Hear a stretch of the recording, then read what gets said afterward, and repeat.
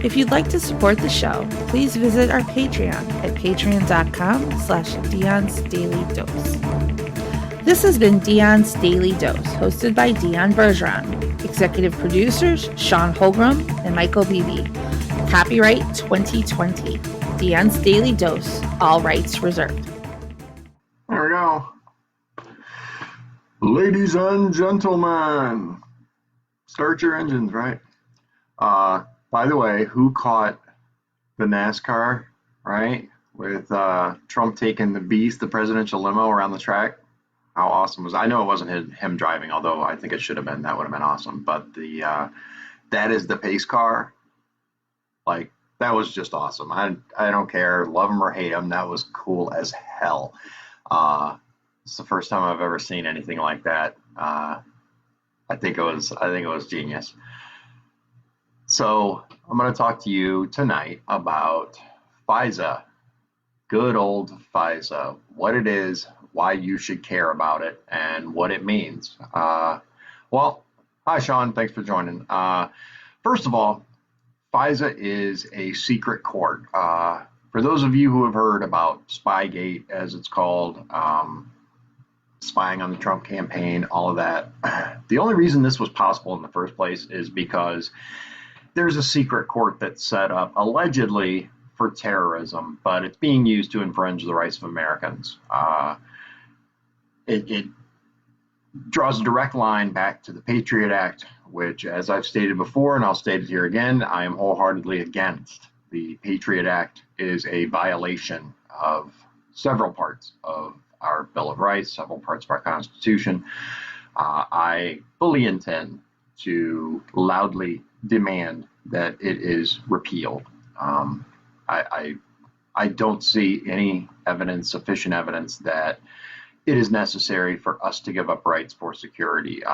Remember, those who are willing to give up rights, or give up liberty for security, deserve neither. Ben Franklin. Anybody feel free to correct me on that if I'm wrong. I believe that was the quote, and I agree with it. We are a country that is founded on rights. It's founded on our ability to chart our own course. Let's talk about FISA. What it is it's the court without a jury. There's no grand jury that's convened. There are no regular Americans that are involved in this. It is just judges and lawyers and investigators, where they get up in front of this judge. They say, hey, we believe we have evidence that this person is doing something they shouldn't.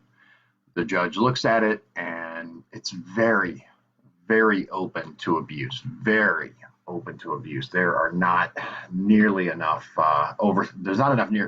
not nearly enough oversight on this.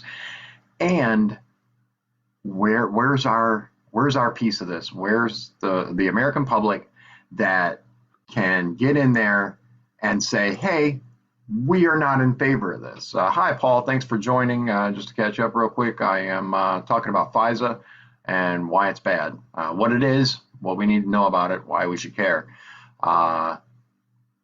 It's a secret court that does not work for our interests at all. It was never designed to work for us. It was designed to be a way around the proper channels. It was designed to be a way that the people in power could press charges or go after the people that they didn't like, that they didn't want to, and they showed it in full glory when they spied on the Trump campaign. Even if, which I personally don't think any of it was warranted, there was never evidence that who Stephanopoulos was conspiring with a foreign power. That's been torn apart. There was no evidence of that whatsoever. They also didn't release the fact that he was actually working for our government in the first place. But that aside, even if you're willing to kind of take a step back and say, okay, maybe the first one can be warranted, which again, I don't believe it was, but let's say it is. All the ones after that were not. There was never any evidence produced. There has to be evidence in order to continue to carry the FISA warrant, right? there was never any evidence that was shown. Yes, we have evidence that this person working in this official capacity is conspiring with a foreign power. So it needs to go. It, along with the rest of the Patriot Act, needs to be gotten rid of and yoinked out of existence. I'd like to see it repealed in its entirety. If there are parts of it that maybe we want to introduce, then it should be done on an individual basis. One of the big problems with the way things are done in this country, especially with the legislators and the lawmakers, is it's very easy to introduce a law. It's quite simple, get it on the books. It's much more difficult to get rid of these laws. It's quite a process. I actually started looking into it. What would be involved with actually repealing some of these overreaching and, in my opinion, draconian laws that we have in place? What would be needed? And it's ridiculous how involved it really is. It's far simpler to introduce legislation than it is to actually get rid of it. Anyone who doesn't know what the FISA courts are and are about should definitely learn. It's one more of our freedoms that we have lost. For what it's worth, I used to be one of the ones that was like, oh yeah, we need to do whatever we can to fight terrorism. No, it was sold to us falsely. It was shoved on us in a moment of fear. They did their job. Those who want this type of legislation was absolutely did their job. I won't get into 9/11 and what my beliefs on that just yet, but I will say that it was the perfect opportunity to introduce legislation such as the Patriot Act, and they did, and they sold it to us. Just like the war in Iraq, no weapons of mass destruction. Our media lied to us, our government lied to us, all around the war in Iraq. And of course, the media continues to lie to us, so no big surprise there. But off of that subject for a little bit, and I'm going to talk about my family. So, as you may or may not know, I have a total of 5 children.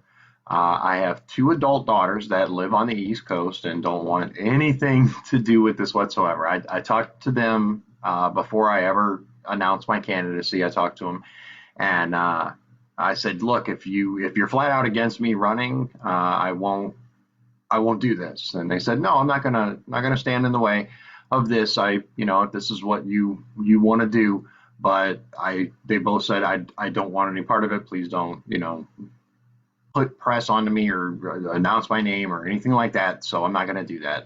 They, like I said, live on the East Coast and will be left alone. I have 3 sons, ranging in age from 17 down to almost 13, 12. And they live with me now. Currently, my youngest son is down visiting family in Indianapolis, so he's kind of stuck there for a little while. There are so many wonderful things and so many differences, between boys and girls in growing up. I was a truck driver for many years, so I wasn't really there as much as I am for my boys. And unfortunately, so that does change things, but I will say that there are very different concerns when you have boys versus having girls.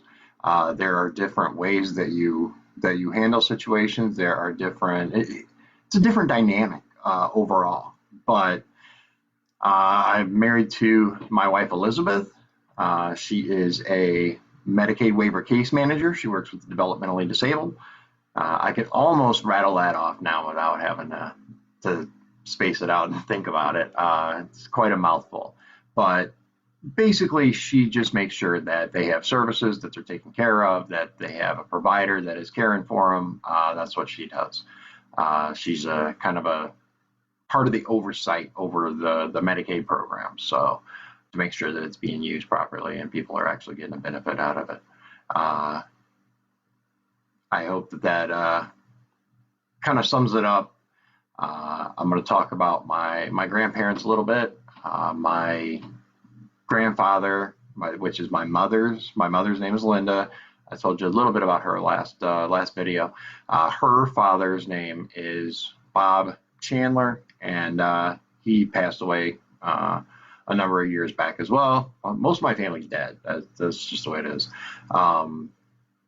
I still have some extended family. Like my aunt lives in Louisiana, well, Mississippi now. For a long time, she lived in Louisiana. But I have cousins and stuff like that. But my immediate family, unfortunately, isn't around anymore. But my grandfather's name was Bob Chandler. His wife was Wilma, and I grew up around them quite a bit after about 10, 11 years old when we moved up here. I stayed with them, and in my late 20s, I would say, yeah, probably late 20s, early 30s, my grandfather started to get dementia, and it was very, very sad. He suddenly didn't know where he was anymore. He didn't know who people were. I believe it was Alzheimer's. My understanding is they can't tell if it's Alzheimer's or dementia without a autopsy. But before that time, obviously, he was when he was younger, he was a fantastic door-to-door salesman. He actually sold Singer sewing machines back when that was a thing. He went door to door, was actually quite successful at it, and then he sold cars for a little while. He was an Air Force and Army veteran. He actually served in two branches of the armed forces. I remember he was missing the first finger of his, I want to say his left hand, and he used to point with his middle finger because he didn't have a finger here, so he used to point with his middle finger, and it used to freak me out as a kid. I thought he was flipping me off, but no, that's just the way it was. He was a very down to earth man. I do have some regrets from my teen years, especially that teenage angst that you get, that you're just angry at everybody. Grr. I used to go out of my way because he wasn't a learned man. He didn't go to school for long. He had limited schooling. Very smart man, very, very smart man. But I used to get into arguments with him to where I could pick apart his English, and I do regret that nowadays. I feel very, very bad about it. But that was just kind of the whole teen thing. That's how I got back at him. But him and my grandmother had a very, very special relationship. They were together, 35 years or so before he passed, roughly. He was a no nonsense, tell it like it is kind of guy. His favorite restaurant was Skip's Other Place in New Buffalo. I don't know if you're familiar with it. Good restaurant, really good prime rib. That was his favorite. But he and my grandmother had a very interesting relationship too. She was extremely devout, very, very Christian. When my mother and I first moved up and moved in with her and my grandfather until we could get on our feet, my mom wanted to get cable so that I'd have something to watch, and my grandmother said, no, you're not going to bring cables because I'm not going to have those evil airwaves in my house. I don't think that she understood exactly what cable was. I knew what she was trying to say, but I'll never forget those words, those evil airwaves. But she was a very, very devout woman. She actually moved to Ohio because she got married to after my grandfather passed. She got married to someone else who, by the way, was another World War II veteran and was actually at Iwo Jima. I pulled up the thing online where it has the roster of all the people, and his name's on there. George Glasshagel. He was at Iwo Jima. He was one of the men on the ground, and it's very, very inspiring. I've said it again, but I'll tell you here. I tried to join the military when I was about 19 years old. I decided I was going to join the Marines, and at the time I only had a GED, and that wasn't good enough because we had Desert Storm going on and everything. They had plenty of people. For GED wasn't good enough, and I had that whole Coke machine thing going on, so I wasn't able to join. I did try. It's not it's not like I never wanted to, but I have the utmost respect for those who have served. I think that our veterans are treated absolutely atrociously, especially by previous administrations. Donald Trump has done, in my opinion, has done a lot of good for the Veterans Administration. He has brought back accountability. He has, well, I say brought back, has actually introduced accountability, because if you know, many years have gone by without these people being able to be held accountable for what they did. Doctors, nurses, staff could be absolutely atrocious and would continue to keep their jobs. It made no sense to me whatsoever. I never understood it. I got a straw this time. I think that we absolutely have to take care of our veterans. We have people that are going out, and I saw a story about the guy whose legs had got repossessed. Did you guys see that story? If you didn't, let me know. I'll link it for you. And there was more going on there than what the article actually got into, but it just came down to the guy said, I didn't go sacrifice my legs for Medicare, because allegedly Medicare would have paid if he had paid his premium and a bunch of other stuff. But what it comes down to is these veterans are not being taken care of the way they should. None of them, in my opinion, should have to worry about medical care. None of these people should have to worry about paying their bills. It's absolutely atrocious, and I don't believe that enough is being done. I personally would like to see vast increases to the VA. I would like to see additional accountability established. I would like to see better uses of the money. The money's there. We give enough money, in my opinion, although I wouldn't be opposed to an increase. Especially, it's better than buying another jet. Just saying. Let me touch on that for a minute for those that aren't aware of my stance on the military and military spending. I support our troops. I do not support defense contractors making trillions of dollars off of we the people. I think we need to set up some accountability. These people that are constantly coming in over budget, that are constantly coming in over time, why do we keep giving contracts to these people? Why are the contracts always going to the same ones? We know why. We just need to do something about it. And one of the things we can do is by electing people that actually give a damn about the people and not about aligning their pockets. I would like to see some accountability. I would like to see some sort of bill introduced where if a company cannot come in under budget, if they can't come in at least, at budget, at their quote, right? If it costs more than that, they eat the cost. You said it would cost this much. Sorry, that's how much it costs. Period. That's how much we're paying. If you don't like it, don't do the contract. We'll go to someone else.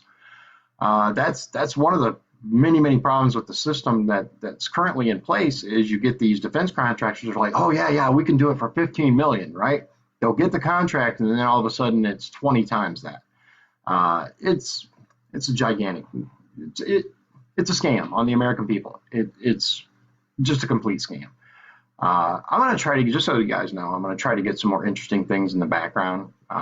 This is my wife's office. It's not finished yet. We got the walls mostly painted, but the ceiling and the corners need to be done. Need to put the trim up and whatnot. Try to get some more interesting things in the background here. So Paul has said, going back a little bit, he said we create a lot of the terrorism ourselves. involved in the FISA and all of that. I agree. The terrorism that we're trying to fight a lot of times are based on false flag operations. We know that there is a lot more involved in some of the terrorist incidents that we've experienced in this country than what we're being fed by the mainstream media. The next comment that he said was like Nam, and I think he was talking about some of these. Oh, yeah, I remember what that was. That was when I was talking about how they lie to us about what these things are about, how the press goes along with it. And the thing about Vietnam is we sent just enough boys over there to die. My uncle actually fought in Vietnam, my great uncle, and he never talked about what happened over there. He never wanted to. My mother said that he was very withdrawn. He was a completely different person when he came back, obviously. But he didn't talk about it. He didn't want to talk about it. And I've noticed that seems to be the case with most, if not all, the vast majority, not all, but vast majority of Vietnam veterans. They don't want to talk about what happened over there. It was atrocious. It was heartbreaking. And the way that these men were treated when they came back, people spitting on the uniform, people calling them baby killers, it disgusts me. I think that we can talk about wanting to reduce war. We can talk about we shouldn't be over there. We can talk about those things, but don't take it out on the men who are just trying to serve their country.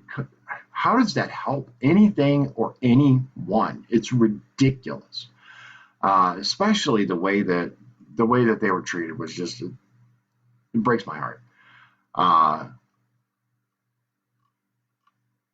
There are many people in Congress. I would say the vast majority of Congress is filled with people who are not there for us, guys.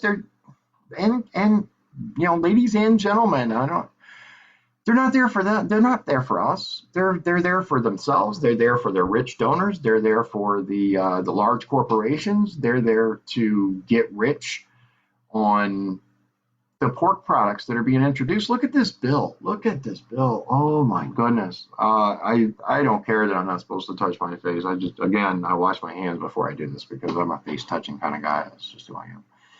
But like the sheer volume of ridiculous money that's being thrown around in this bill just turns my stomach. And anyone who tries to say, hey, maybe we should look at all this money and where it's going is reviled. I mean, they're attacked relentlessly. But at the same time, you look at the 1,100, well, at least over 1,000 pages. I want to say 1,190 pages, but I might be wrong. It might be 1,090 page bill that Nancy Pelosi had prepared somehow over a weekend. That thing was kept in a desk drawer somewhere and just, trotted out at the last moment. This thing had like $4 billion for museums. And that's a lot of that ended up, not a lot, part of it, because the bill that we have currently, while it throws money all over the place, it's nothing compared with the 1,100 page one that Nancy Pelosi had wanted to pass. Still, $2 trillion. $2 trillion. When the vast majority of it doesn't go to us, it doesn't. If they had trimmed off a lot of the fat, imagine what we could have done for people. The unemployment, imagine what we could have done with that. We could have helped people out. One thing that I'm curious about is instead of sending just cash payments to people, why? Don't get me wrong, I'm not necessarily opposed to that, certain cases especially. But I will say that those who make the least amount of money should get the most amount of help. Apparently there was a thing in the initial version of the bill where those who barely made any money would only get like 600 versus everyone else getting 1,000. I think that the unemployment rules need to be looked at. I said this before. Uh, they're outdated. They need to be changed. The other thing that I would like to see is, why can't we give a huge boost to the SNAP program and temporarily relax the restrictions on it? Make it a very uh, easy to get program, automate it, get online, put your information in, citizens only, plug your stuff in, verify your identity, boom, you're good to go. They send you the card, and now you can buy food. Because let's face it, that's what most Americans are concerned about in this time. And yeah, we could get a little stimulus going as well, but what's to go immediately to bailing out large corporations and shuffling money around from this account to that account? Not to mention, I'm just going to say this: $25 million for Congress, right? 20 million of which goes through salaries and expenses, and $5 million for cleaning. Okay, what are they doing? Are they having Stanley Steamer do all of Washington D.C.? $5 million for cleaning? Really? $20 million for allegedly for telecommuting, right? So that they can remote connect and vote, I guess, because no one in Congress has a laptop or a smartphone apparently. $20 million it costs to set up this live stream, right? That's $20 million it costs to do this. Apparently, I got off cheap. I mean, realistically, not to mention these people have 40. I looked into all this when I started. Do I want to run? Am I going to run? What if I win? What am I going to do? $40,000 a year for office expenses, almost $1 million. This is the House of Representatives, almost $1 million a year for staff. Okay, so they already have their staff expenses, and they have $40,000 a year for office furniture, basically. So why couldn't they use that 40,000 to get a laptop with a decent connection so that connection so that they could do live stream? I don't know. Apparently, only the budget knows. It blows my mind that we've seen so much waste, especially now. We have people that have lost their jobs. My best friend is laid off. He works for a company that makes engine parts for General Motors. Now, as many of you know, General Motors is in the process of retooling their factories in order to produce, I believe, ventilators.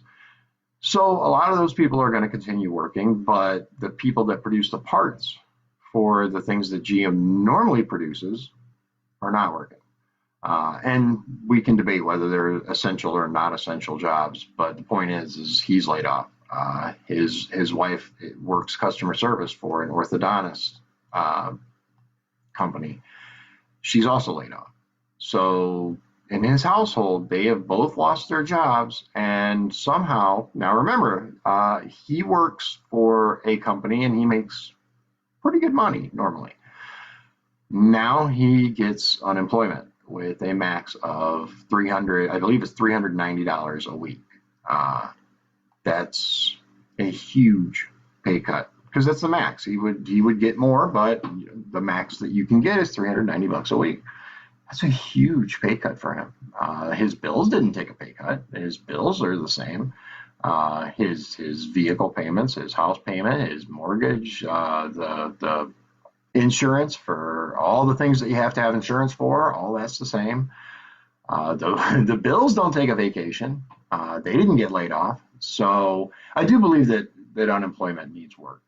I am not someone who is against social programs. I think that they just need more oversight. We have so much waste. That's what it really comes down to. We have so much waste in our government and so little oversight over the people that are making the decisions for us.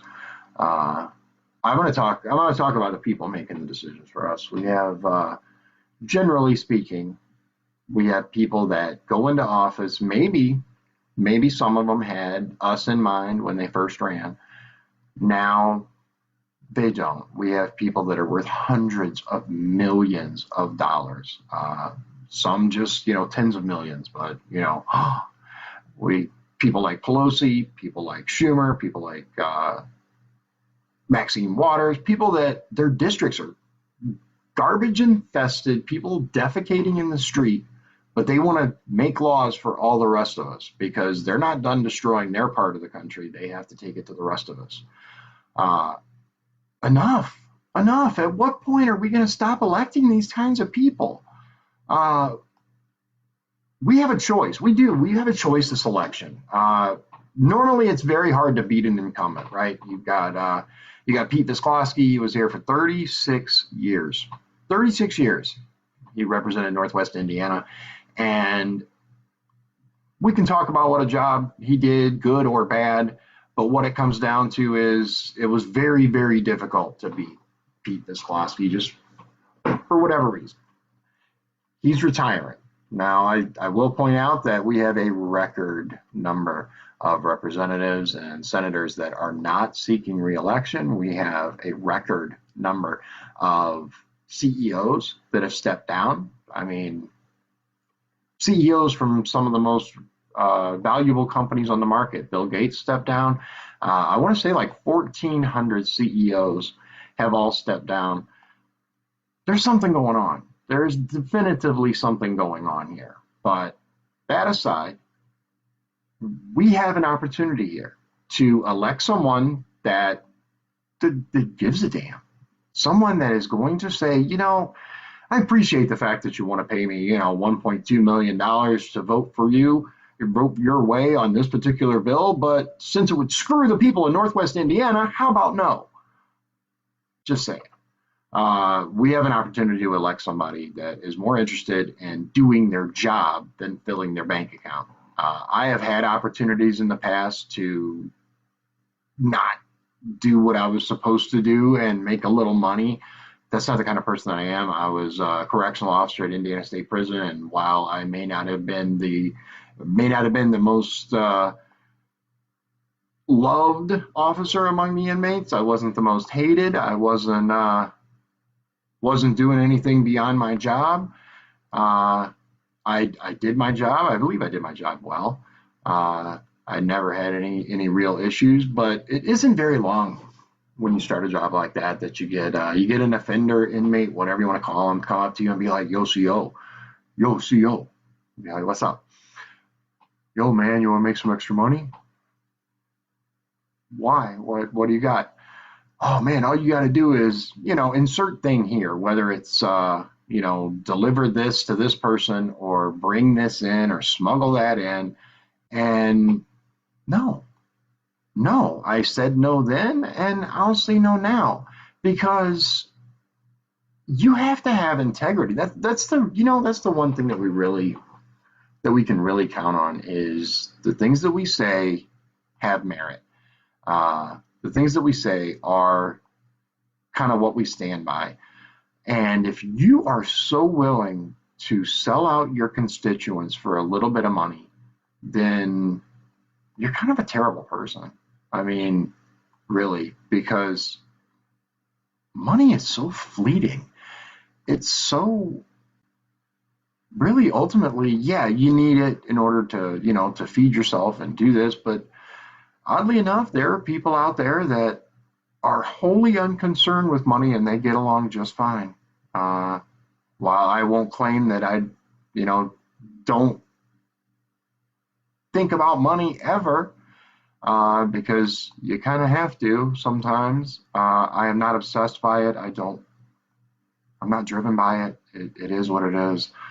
I believe that many of our representatives could learn something in that area, and I hope that we, even if it's not me, even if you don't choose to vote for me, obviously I hope you do in the primary. I hope that you'll say, yeah, this is the guy. But even if you don't, I hope you really look through the candidates that are available. I hope you learn about them. I hope you see what they what they do and what they don't do, what they say and what they don't say.